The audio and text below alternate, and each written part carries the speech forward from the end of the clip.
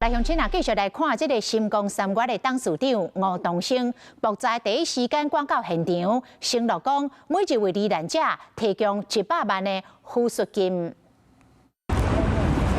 挂喙暗穿咖啡色西装，伫咧董事的陪伴之下，新光三越的董事长吴东升昨昏假调出现伫咧后尾门，一直点到暗时7点外才离开，无接受媒体访问。爆炸事发了后，新光三越的高层主管承诺向所有受难者的家属提供100万台票的抚恤金，嘛宣布对各位伤者提供慰问金。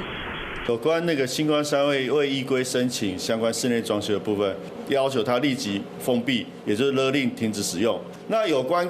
刚才所询问的这些联合稽查部分，我们今天下午2点在都发局门口集合。爆炸唔但造成内部的壁拢嗨起，12楼的外墙嘛扑出来情形。业界评估，新光三越的建筑结构受损，可能就要停业上无3个月，做全面的安全检修。若是照新光三越1个月新台票21亿5千万的业绩来算，停业3个月就会损失64亿5千万。若是修复的时间到半年以上，损失就会上100亿。另外，根据金管会发布的调查，台中新光三越投保2种甲事件相关的产险种类，一种是公用意外责任险，是新光险100%来承保；第二个是商业火险，新光险主要承保70%，另外30%分别是国泰险、泰安险，佮有明台产险。爆裂物砸到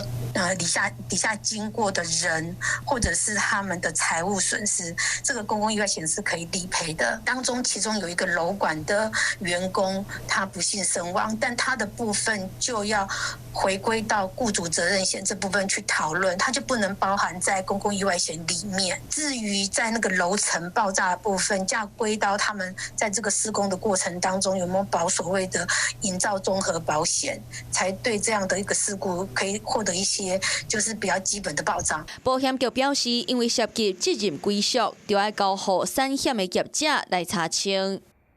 Hello， 我是林仙怡。想要抢先掌握最及时的新闻资讯吗？赶快订阅、按赞、开启小铃铛，锁定华视新闻 YouTube 频道。